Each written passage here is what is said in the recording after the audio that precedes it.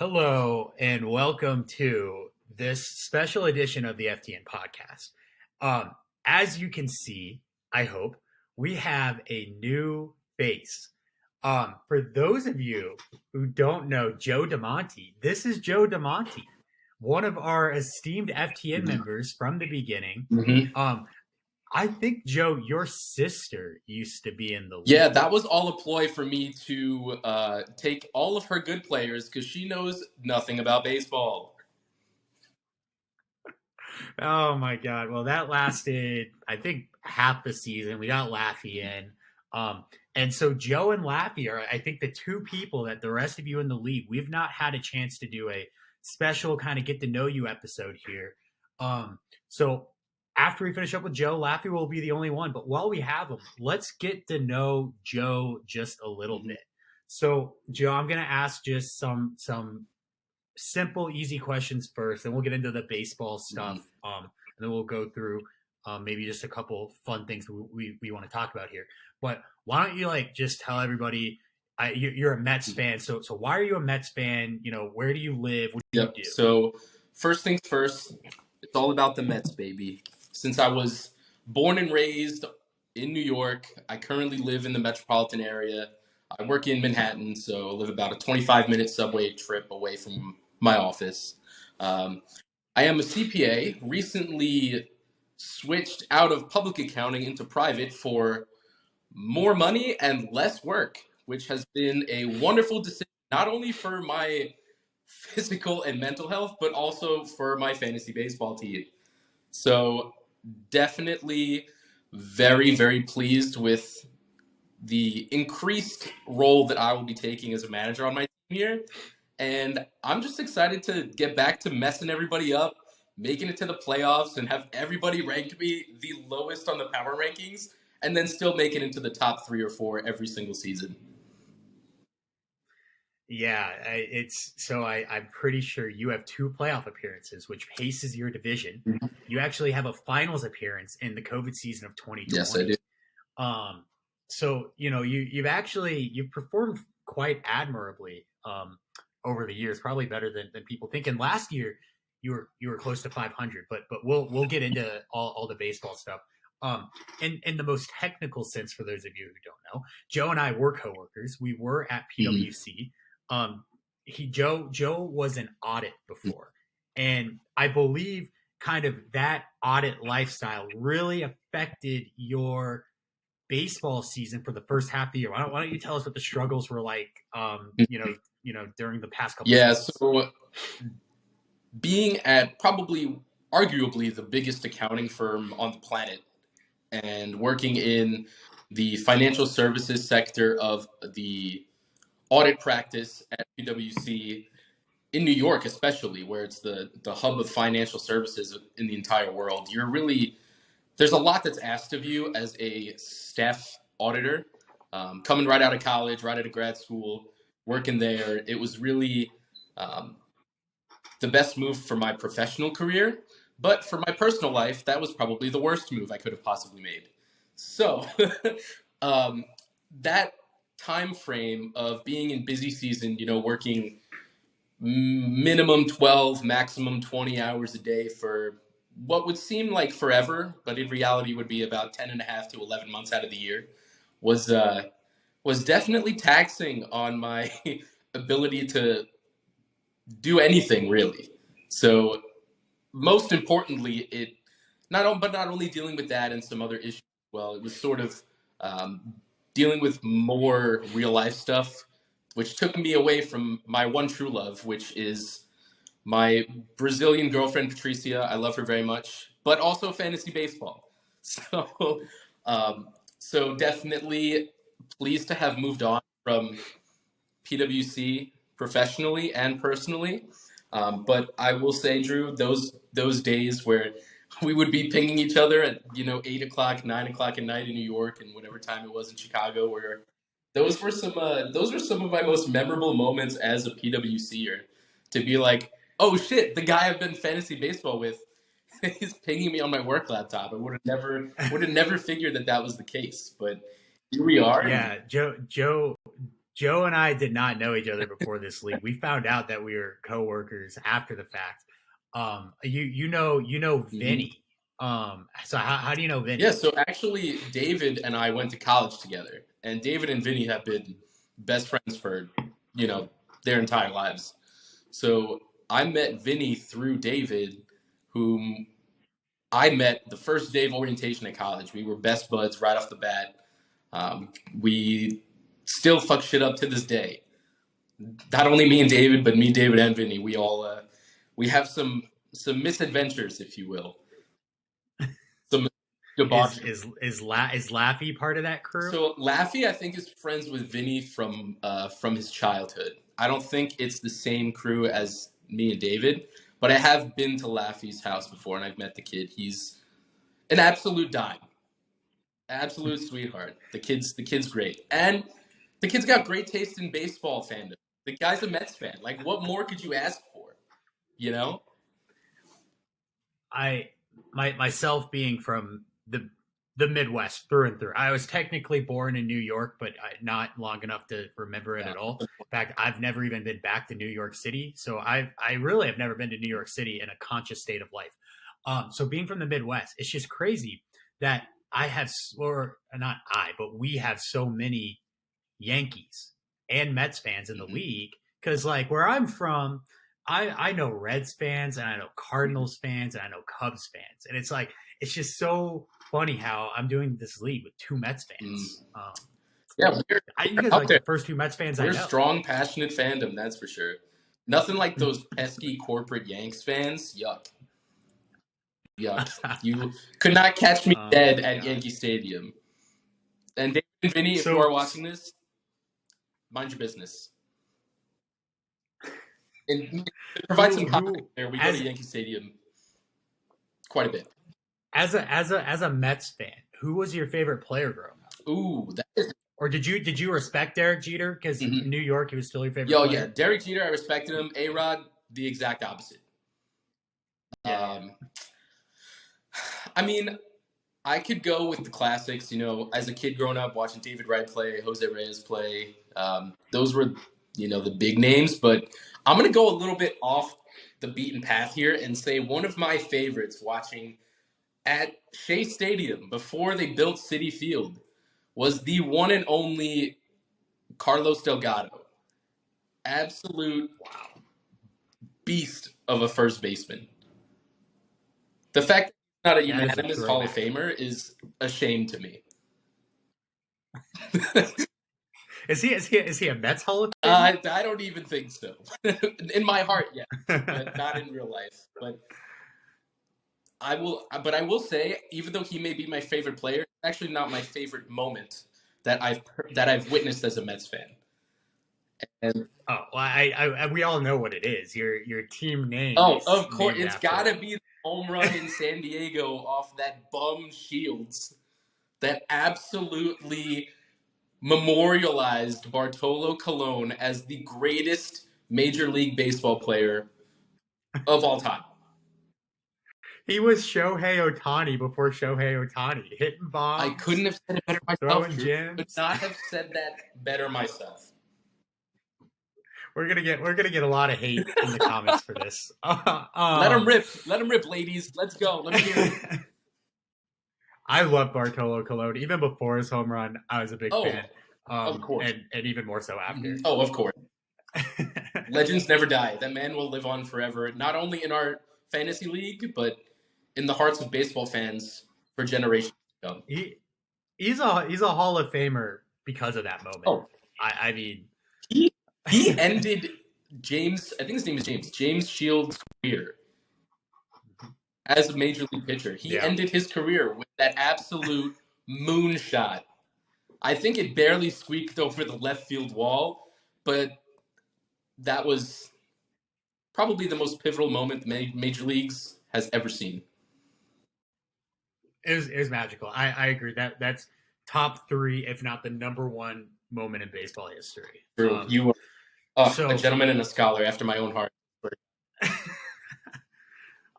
So you mentioned, I didn't know this. You mentioned you have a Brazilian girlfriend named Yep, Patricia. Patricia. Yes, she is an architect from Brazil. She has my heart. She is my rock. I love her to death. She's great. I know I'm gonna. She wanted to watch this podcast once it's up, so I'm gonna send it to her. So, hey, babe, I'll see you tomorrow. Hello, Patricia. Nice to meet you. I wanted to ask, does she know about the Oh league? yeah. Yep. We haven't been dating since last season. Like she wasn't around when we were in full swing, but she's definitely aware that because I played baseball my whole life, so she knows how passionate I am about the sport. Not only just watching, but also playing. Keeping up with all the, the news and majors and minors, and even just being the captain of softball teams on Long Island and in the city. So she's aware that this league is very hardcore, very passionate, and she knows the dynastic structure. So she knows like we've been messing around for the past few years or so. So she's very well aware, and I actually told her, I was like, hey, can't FaceTime tonight because I'm going to be on a podcast with my boys. So thank you for letting me do this freely, and I'm sorry that I missed your call before. What a man. Oh, I'm happy she knows about the league. It's not something that you do in hiding and in secrecy. I would walk around with a full-size cardboard cutout of Bartolo Colon if I could. But granted, that's not the most. I'm sure you would. I don't doubt that for 1 second. All right. So, guys, that's Joe DiMonte, New Yorker, Mets fan, works in business. He's got a sweet girlfriend who's all about the league, supports Joe in his endeavors here. What a life he must be living these days. Let's get in a little bit to the baseball stuff, Joe. So as I mentioned earlier, you got 2 playoff appearances under your belt. You got a finals appearance. You've accomplished a lot, yet you finished under 500 last year. You won the division, but you finished under 500. You were close. You exceeded expectations. You were picked to finish last by all 3 people, all 3 commissioners last year in our season preview.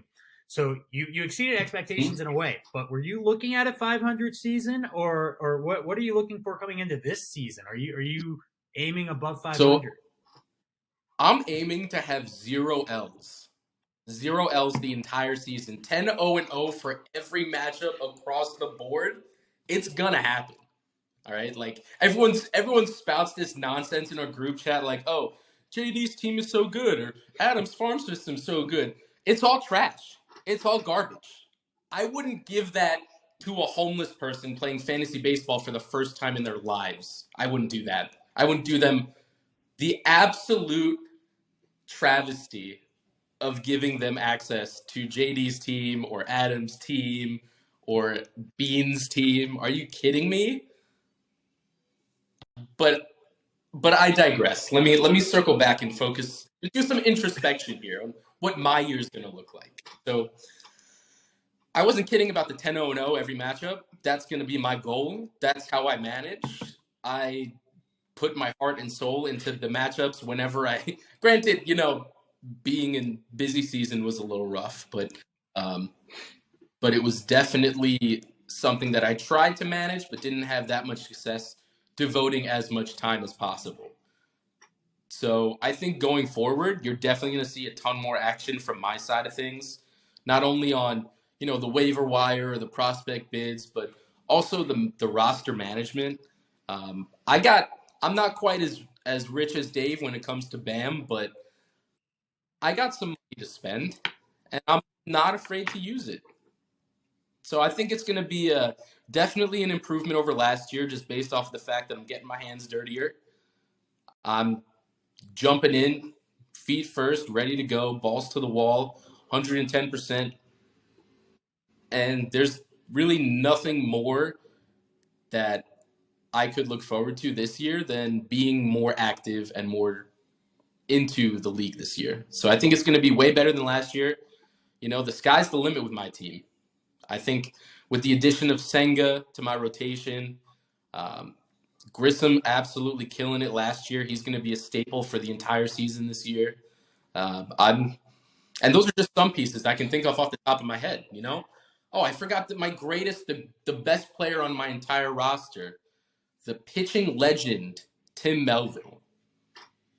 He's gonna be my ace this year. I'm gonna ride on the back of Tim Melville all the way to the championship this year. It's happening. You mark my words. Come back to this. It's February now. Come back to this in September, October. You're gonna see big sexy Bartolo in the ship with Tim Melville riding the wave. I heard a lot of truths. I heard a couple things that may or may not have been very truthful in that, but let's take your word for it. You know what? You're excited about your team. You were pretty active last year, and if you're going to be even more active this year, I mean, your team, you're probably the favorite for the division. Are you able to see the screen right now that I'm sharing? I can see it. Let's talk a little bit about this offense. You mentioned Vaughn Grissom, but do you think you have? I don't know. Do you see any holes in your? Oh lineup? Yeah, of course. There's definitely some holes. What do you think? I think Jonah Heim had a pretty good year, all things considered, but he was just a replacement last year for the abysmal season that Yasmani Grandal had. It was just, I kept putting my faith in him, and he kept letting me down week after week, game after game. I was like, this guy's got to go. So I'm definitely looking at catching, but I'm definitely willing to stick with Jonah for the foreseeable future. Are you a Francisco Alvarez fan, being a Mets fan?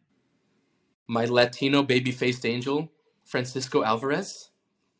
That man, I'm excited for his offensive prowess, and I know he's got some defensive, adjustments to be made, which is why he's not a full-time starter at this point. But I will say I am definitely a fan of good old Alvarez. You mentioned all the band that you have. I'm just wondering what it would take to pry Francisco Alvarez away from Ryan Ulrich, notable not Mets fan. I don't know if he's even on the block, but I doubt it. Just knowing Ryan and what I've heard from other people in this league, how Ryan is. So I doubt it unless I were to do a whole Blake Trinan for Giancarlo Stanton fiasco again, whenever I messed that up the first year of the league. But yeah, maybe we'll take a look back to a couple of your trades here. How about we don't do that? let's take away from that. Oh man! Unless you want to talk about some of my great trades, like Michael Harris. We can take a look at some of the good stuff too, for sure. I don't know, man. I don't want to give my thoughts. I want to give you the floor, but I will say, I mean, I'm a big Ian Happ guy. Michael Harris looks great, and Ha-Seong Kim is fun. Rendon bounce back season, yes, please. The offense should be okay, especially in your division. I definitely think there's room for improvement across the board. Like I'm not gonna lie, but I do think I have a pretty solid lineup. I wouldn't say absolute dog water like some of the other people in this league might think of my team. I will say, side note, I've probably been ranked the lowest in terms of power rankings and still made the playoffs. So I don't know if that says something about my managing or if that says something about your guys' analytical skills. But I think I think it might be a little bit of both. I'm not gonna. Dude, none of us. I can tell you. Well, I don't want to speak for my commissioners, but I think I speak for them when I say none of the three of Adam, myself, or JD thought Michael Harris would be a top 10 fantasy baseball player from the day he was called up. And that completely changed around your fortunes. Jonah Heim, like you said, overperformed last year, maybe a little bit, but he was a valuable player for you. Trey Mancini, bounce back season. Ha-Seong Kim had a much better second year in MLB than first year. Ian Happ had a career year. You didn't start the season with Taylor Ward, but you eventually got Taylor Ward, and he was pretty good, especially down the stretch. And CJ Crone did the opposite. When, before you had Taylor Ward, you had CJ Crone. He was an all-star. Tearing it up. He started off hotter than any player I think I've had on my roster started. I'm definitely happy that I offloaded that anchor, Christian Yelich, in order to get me some CJ Crone, because I definitely think that was a beneficial move for my team. But I'm gonna need a big year from CJ. I'm gonna need him to finish off a second half of the year just as good as he starts off the first half. So we'll see how that goes. But yeah, you can see he was riding the bench towards the end because I just couldn't trust him. Yes, sir. But Joe, obviously, you already said it. It was quick, but we're going to dive into it now. Let's talk about your pitching, because the person, and we can scroll through this. People are going to be eyeing Max Fried. They're going to be eyeing Chris Bassett. They're going to be eyeing Tristan McKenzie, Jose Urquidy, Martin Perez. But there's a big one not shown here. You want to talk about your big boy that you just won? Kodai, the friendly ghost. Let me tell you, that warms my heart just thinking about that handsome Japanese man. He is going to tear it up this year. He was my white whale on the BAM block. I was ready to die for this man. I was ready to ball out for this beautiful man to be on my roster. I said, you know what? Daddy Steve signed him. He balled out the entire offseason, spending God knows how much money. I said, if Daddy Steve can spend his money, so can I, baby. So I went after him. I got him. There was a bidding war going on between me and Adam for a little bit there, but I think Adam got a little bit scared of my passion for not only improved pitching, but the fact that he was a Met just lit that fire even more. Adam was never going to win Kodai Senga over you, Joe. I think the day the Mets signed him, you texted me, "Can I get a bandit on?" The second I saw it, I immediately texted you. I was in the office. I was in PwC's city office. We were actually, I think we were in the middle of a sign-off because it was, I don't remember when it was. I think it was over the summer or even later in the fall. It was later in the fall because I remember I was doing employee benefit plan and 401k audits, and I was like, Daddy Steve, he landed the whale from Japan. Let's go. So I texted you immediately upon finding out. I said, I got to get this guy. So you knew from that moment. Not only was I not going to lose to Adam, I was going to lose to anybody. Absolutely. I like Kodai Senga. We featured him in a previous episode about ones to watch when he was coming over, and he absolutely, from a bidding perspective, lived up to it with a 30 BAM price, I believe ultimately is what he went to you for, but he's going to be worth every penny. Going to slot in probably as the number 3 starter for a 100 plus win team. That equals wins. That equals counting stats. And with any luck, some really good efficiency as well. But like I said, there's other pieces here. There's Chris Bassett in Toronto. There's Jose Urquidy in Houston. Martin Perez rewarding himself with a great season, getting a new renewed contract down in Texas. And then Max Fried, obviously the undisputed ace of this roster. Just great stuff. Here's another name, Garrett Crochet. He's going to be out of the bullpen in Chicago this year. They desperately missed him last year. Tony La Russa woes, notwithstanding, like Crochet and that bullpen, they're going to need to win games so the White Sox can challenge Cleveland for the title, for the division title in the Central this year. And you kept him all on IL all of last year, even though he's a relief pitcher, and you're going to reap the rewards this year. I could see this team being over. I could not let Garrett fall to the wayside and get picked up by someone else. I knew what kind of asset he was going to be to my roster going forward, and I knew that I needed to hold on to him, even if that meant holding a reliever in an IL spot for the entirety of last season. He is going to sit a little bit to begin this season, but it looks like mid-May he'll be coming back. He'll be strong. I believe he was the first person from his draft class to make his major league debut. So impressive. Also, speaking of impressive, I think Bean just joined. Is that the homeboy Bean? What's going on, Mr. Look DiMonte? who it is. We were just talking about it before, how handsome this league was, and Bean, let me tell you, you joining this call has totally ruined it. I like it. You know, if your team was better, you could talk more trash. I'm just saying. Bean, you know it's all love here. I love you. Oh, and trust me, even when I shit talk people, it is all love. I shit talk people into motivating them to actually do better. That's always my motto.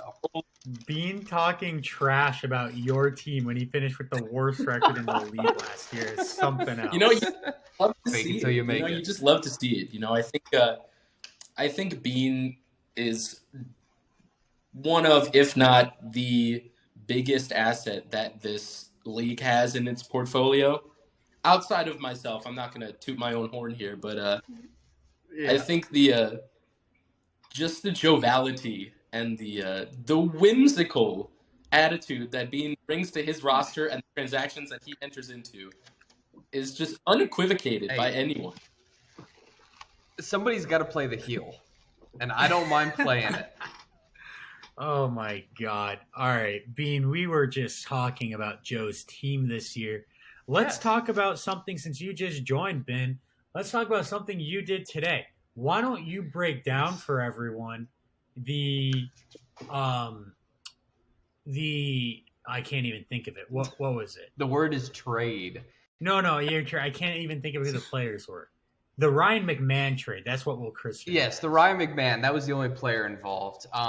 It's 7 BAM at Next Infusion and 7 BAM at the one after that. In my mind, that's essentially nothing. I mean, very small amount for a guy who's going to get everyday playing time in Colorado. He can hit home runs. I'm expecting him to get at least 20. And honestly, all I was looking for is just an improvement on offense. And I think I got that for a very low price. It's a guy who's proven he's going to play and he can hit the ball. He's not a god. I don't think I got an all-star for nothing. I think he's just a good everyday player who's going to hit home runs. And he's better than Luis Rengifo. So he's better than Luis Rengifo. Oh, man. Yeah. I mean, and listen, anyone who's watching, I am still in the process of trying to make some trades happen. If anybody's looking to do a little rebuilding, I am definitely interested in making trades. As I told Drew and on past podcasts, not really interested in the BAM market right now, getting prospects. Much more interested and finding guys who can help my team get better that are a little bit younger. I'm looking for guys who are 24 to 28. It's kind of the range I'm looking at. Are you done trading, Ben, this offseason, or do you still got some stuff in the works? No, I still got some stuff in the works, but one of the deals that's possibly in the works, and I'm not going to bring it up because that would be unfair to the other owner. I mean, unless you're talking about our trade offer, but it's fine. What was our trade offer? Enlighten me. Oh, this man's. I'm not gonna publicly disclose it here. Well, it's you and me. You just said we could publicly disclose it. Ben, you are so bad at this. Whatever. It's fine. If you're trying to get me to use my platform to make the trade happen, I'm not going to do that. That's a you move. I want to go back to this Ryan McMahon deal for a second because I do believe that Joe and Ben made a Ryan McMahon trade on opening day last year. Did we really? That sounds about right. Ago. I definitely remember. I think I was involved. I think it was a 3-team trade. Yes, I think. I make way too many trades for my own good. Yeah. Here we go. 3-team trade. I'm trying to zoom in here. 3-team trade. I think that was dealt. We had, yep. Mm-hmm. I remember this. Ryan McMahon. I get Ryan McMahon and I traded Jonathan VR, Jose Abreu and Nick Solak were a part of this trade. Mm-hmm. Trey Mancini and Anthony Bass were a part of this trade. What a trade. Who? Opening day. Yeah. I remember I think that was when I got Trey Mancini and Anthony Bass, right? You got Bass, Mancini, and Jonathan VR. I got Ryan McMahon. Ben got Jose Abreu and Nick Solak. What? You just make yourself look like a massive loser in this deal. Who, me? Yeah, you, I feel like. Ryan McMahon. Well, was I a guess good who player. traded Trey Mancini? I Look, got look, Jose look. Abreu. Half of the players in this trade were irrelevant. We each got one relevant player. I got Ryan McMahon, Joe got Trey Mancini, and you got Jose Abreu. It actually is a pretty fair trade, all in all. I thought there was Bam Fair involved in this deal. I thought I also got like 15 Bam. I don't know. Regardless, so that's just interesting. Ryan McMahon got you guys on again. We did a 3-team deal. Fun stuff. So Ben, Joe says he's trying to go 10-0 every week, and he said he's gonna win the league this year. He's got some sky high I love confidence. the enthusiasm.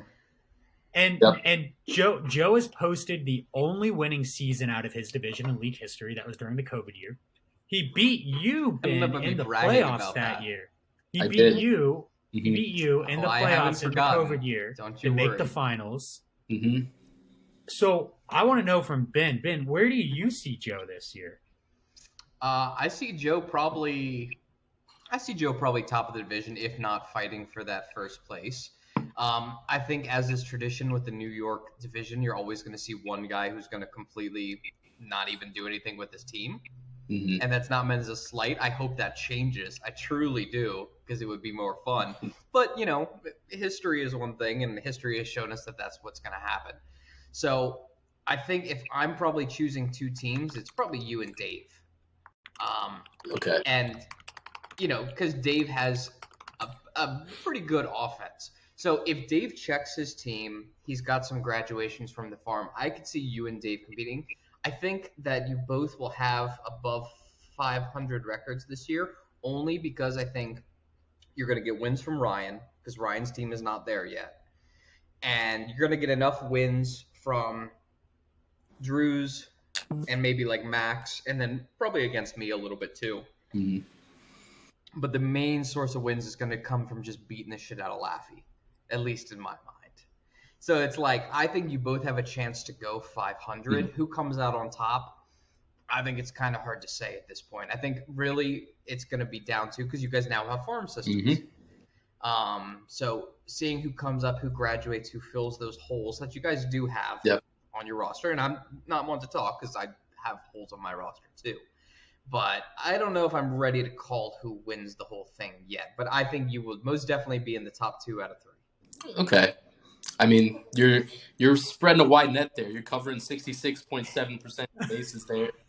On yes, 2 exactly. out of 3. All right. And I guarantee you, with full confidence, I'm going to be in the top 3. You will not finish last. You will not finish last. I can tell you that. Okay. Well, we'll see what the year holds. I'm thinking based off of, my transactions and based also on the fact that I'm not working slave hours anymore, that I can devote more time to the league.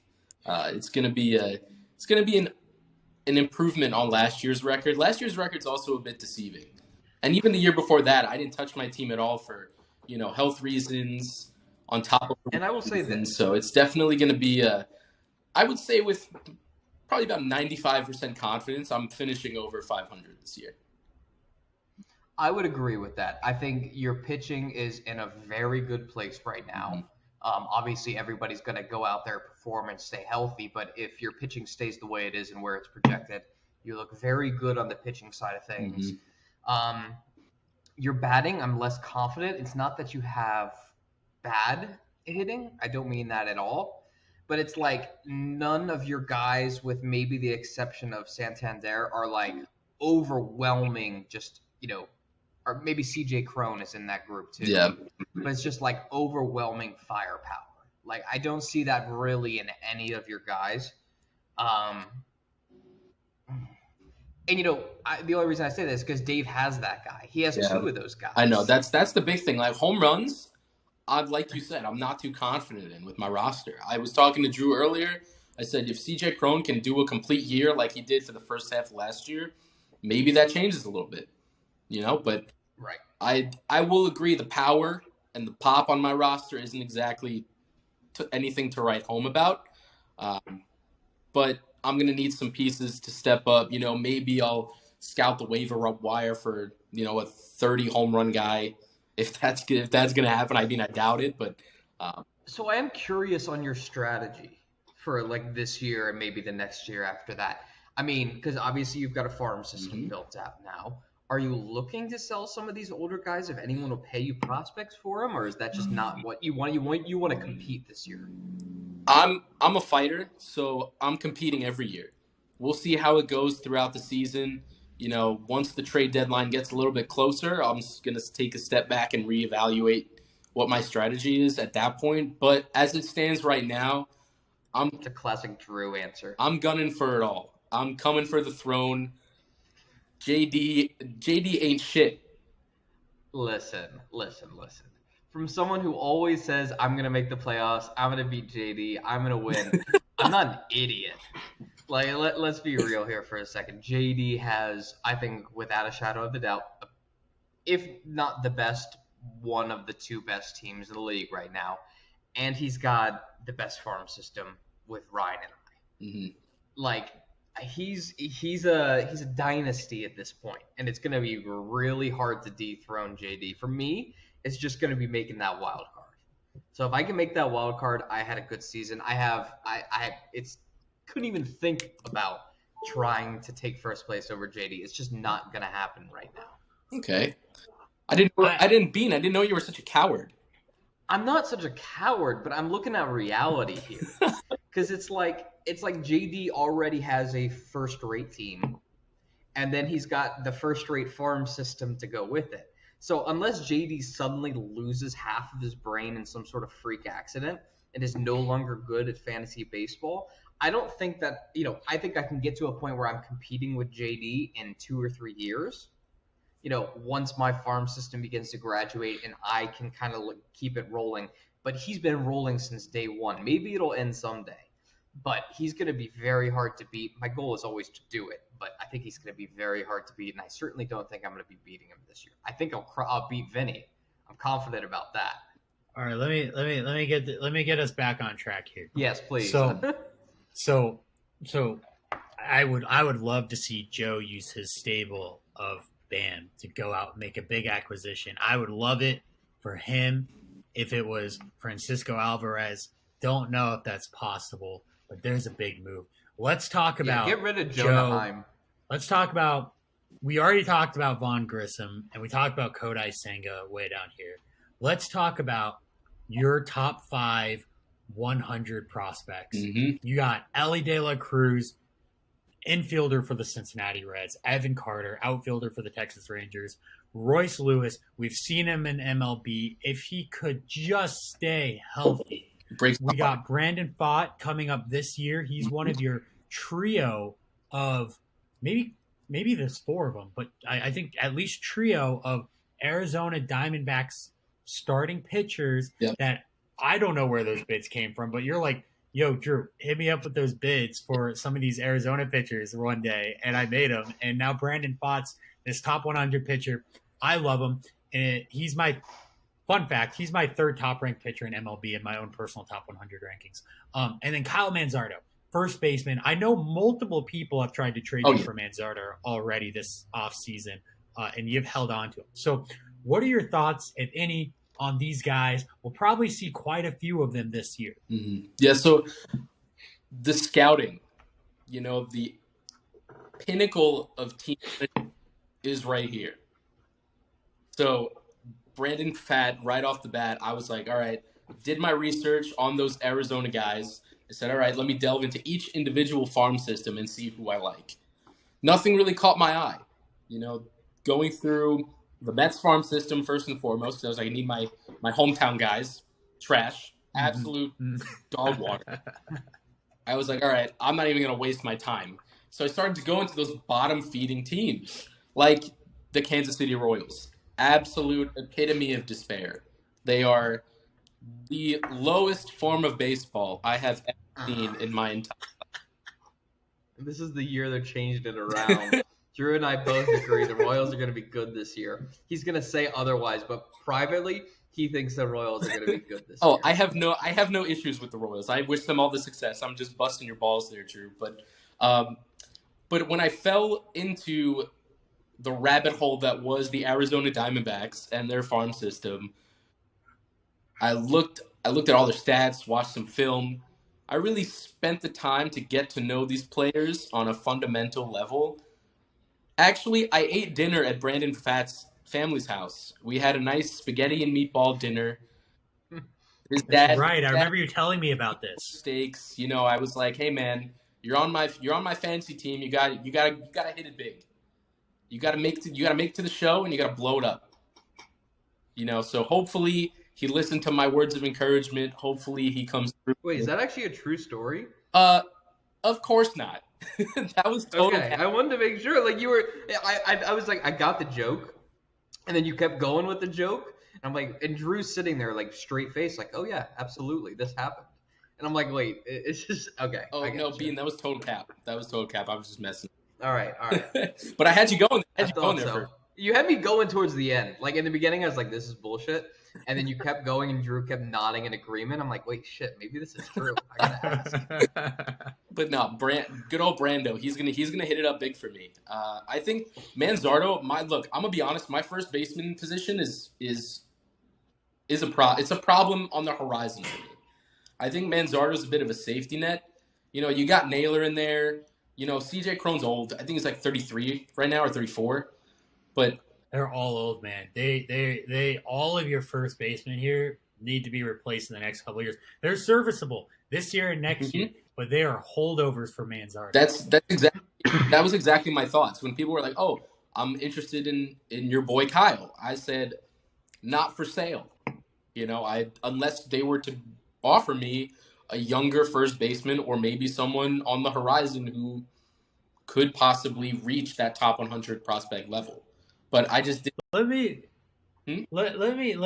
ask you this, and if you guys have been kind of, you know, spacing out during this podcast, let me reel you guys all back in for a second.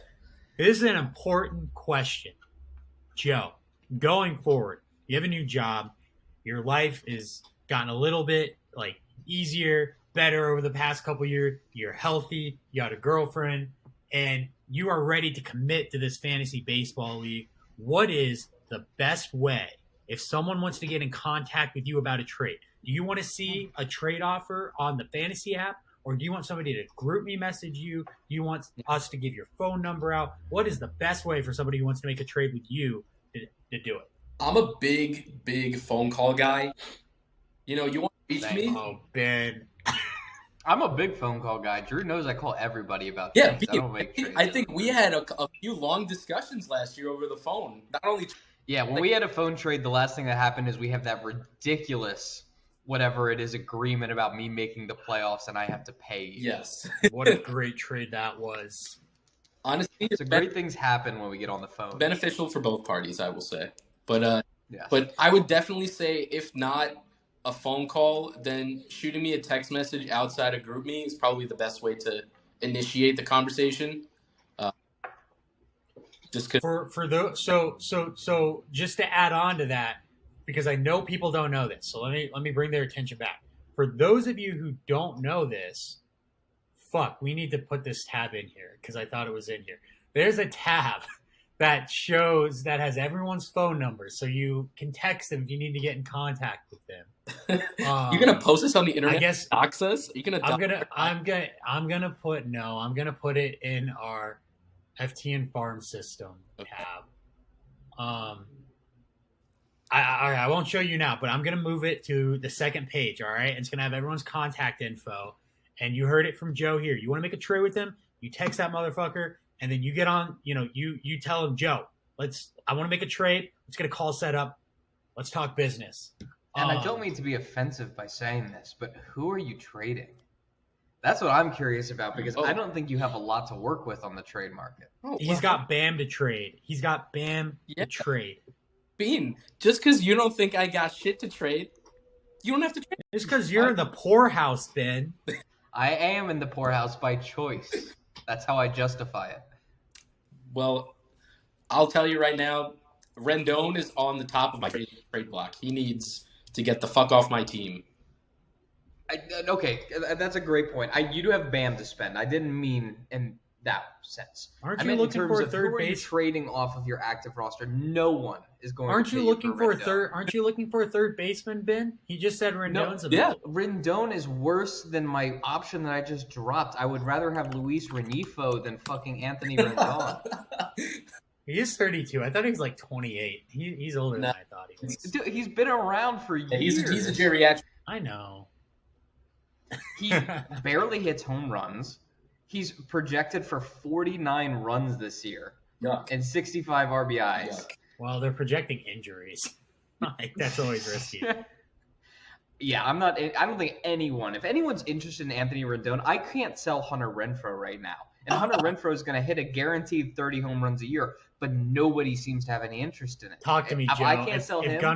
If Gunnar Henderson gets injured during spring training, then I might be in on Rendon. Okay. Shut up. Well, bro, I need a third baseman if Gunnar Henderson goes down. You- I ain't running out a full season of Yohan Moncada again. oh God. God bless your soul, Drew. I'm so sorry. But you know what? It's gonna be a very chaotic year for the league. I think everyone's gonna be making those moves. I think everyone's gonna be a little antsy. You know, after the ship from last year, I think everyone who's willing to contend at this point is gonna be all in.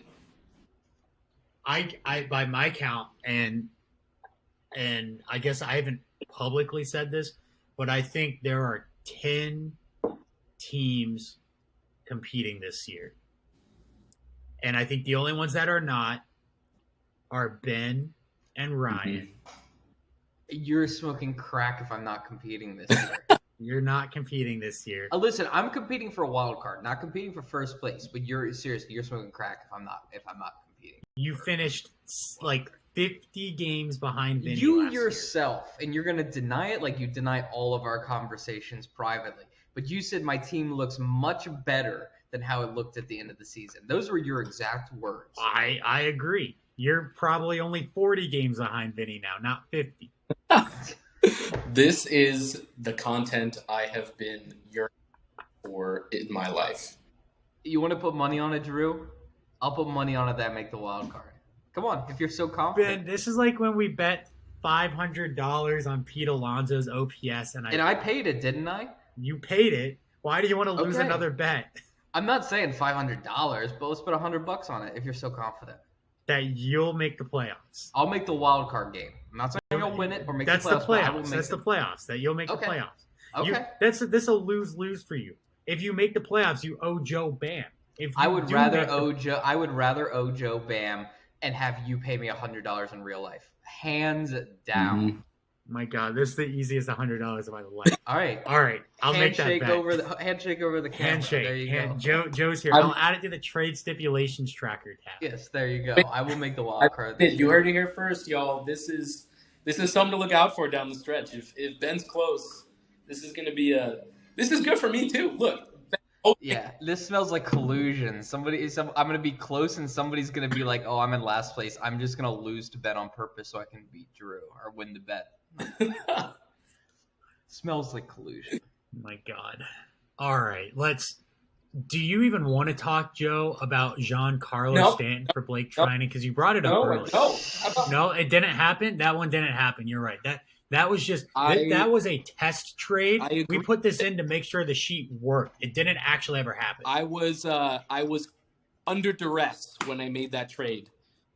That trade is voidable. That trade is not valid.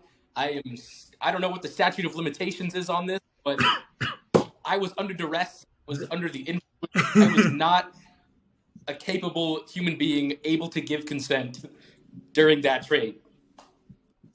This is the most real life Mets trade of all time. Yeah. 35 Bam for Kumar Rocker. Yeah, I'm so ashamed with how the Mets handled my boy Kumar. That was an absolute circus performance.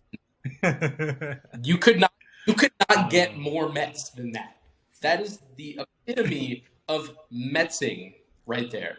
That whole transaction, Absolutely. not only on like for me giving up that much for him, but the Mets organization doing what they do best under the Wilpons and screwing that whole thing up. The poor kid, they ruined his future. How dare How dare they? Yeah. Don't worry, your team's about to be very good this year. Let's talk for a second. Let's talk about this trade, Joe. This was last year, I believe. Mm-hmm. What was your thought process with this one? So it's just been nothing but a hot pile of dog shit for the past 2 years. The man forgot how to swing a bat. Okay, he went from being the league MVP, smacking God knows how many home runs because he was under Barry Bonds' tutelage. Now the man couldn't hit a broadside of a barn if he was 4 feet away. The man hits nothing but ground balls. The guy is an absolute liability in my outfield. So when I looked at this trade package, I sat down with Vinny. I said, "Look, I know the quality of player you're getting. I know what his ceiling is." And I was like, "Look, I need outfielders, and I need young outfielders." And that's where Austin Meadows came in. And then going through the CJ Cron versus Josh Bell thing, I said, "Okay, you're upgrading my outfield for the long term. You know, I'm willing to take an older gentleman in CJ for Josh Bell." And Josh Bell, after his, I think it was like 55 home run season, his last season in Pittsburgh, or second to last season in Pittsburgh, he just hasn't been the same. From what I saw then, I think I picked him up off waivers. Like the man's was. I think you did. The man's was a diamond in the rough because not a single person on the Pittsburgh Pirates roster was anything to bat an eye at that point. I think it was a few years ago, but flipping what was essentially a waiver wire pickup and Christian Yelich for someone who top 10 or top 15 first baseman in CJ Cron, very young. You get the Coors Field. You get the Coors Field effect with CJ Cron. It's great. Yeah, and listen. People have been sleeping on CJ Cron for the longest time. I agree. And, I looked at it like this. I get a young outfielder, Austin Meadows. He's so young. He is a little prone to injuries, especially this early on, which is a bit of a concern. But I was more so hedging the fact that I was getting young studs like Austin Meadows and Royce Lewis. And I was rationalizing it to myself that it was okay for me to lose an aging Yelich that wasn't hitting very well. And a declined but not so terrible Josh Bell. Look, I think Austin Meadows might be the most obvious bounce back candidate in Major League Baseball this year. Mm-hmm. He was injured. Then he had to go suffer through a embarrassing trade from Tampa Bay to Detroit, and Detroit bottomed out last year. They're not going to be as bad this year. They're still going to be bad, but not as bad. They're bringing the fences in. They're lowering the fences in Detroit. They're turning into a home run park. I'm going to embarrass myself because I'm sure Austin Meadows was traded in the offseason. I didn't hear about it. But for right now, I'm under the impression Meadows is in Detroit. He's going to perform because he's a good baseball player.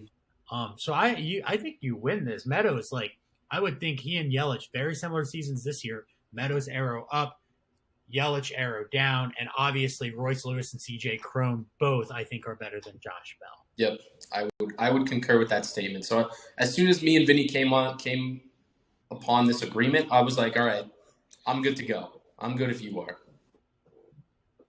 Here's an interesting trade between you two last year. Maybe interesting's not the right word, but Joe buying low on Ha-Seong Kim, Ben selling low on Ha-Seong Kim, and Kim was good last year. 250 hitter with some power, some stolen bases, and he's going to be hitting in a loaded lineup this year. I like Ha-Seong Kim. I'm not all in on the Padres like people are. I don't see them putting it together. I could be wrong. Maybe this is where I'm gonna crop a clown over your face when you say that. Listen, in I'm just saying, post-production. if you're asking me who the best teams in baseball are, let's just say top 3. I don't know if I'm putting the Padres in. Oh, Mets are number 1, obviously. Second best team, you got to go with the Padres. I don't think, you could go the Dodgers as a juggernaut or the Astros maybe, but look. See, I'd probably be putting the Astros. And I think the dark horse for that number 3 spot is the Blue Jays, if they can turn the ship around. A lot of them need to have bounce back years. They took huge regressional steps last year, but I think the Blue Jays could be a dark horse for that number 3 or number 4 spot if they turn it around. Again, maybe I'm just being. That sounds like thanks. cap. That sounds like some serious cap. I don't know. It's just personal opinion. I'm probably going to be proved wildly wrong, and they're going to win the World Series now. So if everyone thinks I'm an idiot, they should go put money on it. All right, guys. We are coming up on the hour mark. Oh. I don't want to keep anyone longer than that. Plus, I don't want our viewers to sit through more than an hour because they won't. Are you saying? I think the people are yearning for it. Are you saying I haven't been the absolute greatest guest that this podcast has ever seen? This has been one of the most fun episodes I've ever done. I love having you, Joe. I welcome you back anytime. We got to get Laffy on the show. We'll be through everyone at that point. I think we need to do a commissioner special where you guys ask questions to JD, Adam, and myself. But we'll get cross us to that fill out a bridge. Google form. How are we going to submit questions? That won't happen. What do you You'll mean? just People end up- fill out Google forms. You're You have to trashing. hound people. You have to post it 12 times to get it filled out. You're going to end up writing your own questions. Maybe I will. Wait, do they have to be baseball related questions? Because I could No. send a few little zesty non-baseball. Oh, we don't even know how. Maybe we'll bring you on. You can be the fucking interview host, Joe. Oh, I would kill it. There you go. Absolutely kill it. I'm sure you would. Let's get some final thoughts. Anyone have anything they want to say before we turn the camera off and we wrap this thing up? Brendan Donovan's going to be an all-star. I hate you. Shut up. This needs to be around the horn where I get a mute button. Oh my god. Oh. All right, What's Joe. What do you What's got? the dude's name? Well, Woody? All right, so I love Woody. I got 2 things to say here. Neither of them. One of them is. First and foremost, let's go Mets, baby. They're gonna win it all this year. Yankees, schmankies. They can, they can get scraped off the sidewalk underneath the 4 line in the Bronx for all I care. They're garbage. So it's all about the Mets this year. And thanks for having me, Drew, on the podcast. This has been an absolute pleasure. Way more fun than I thought it was gonna be. Just shooting the shits with the homies.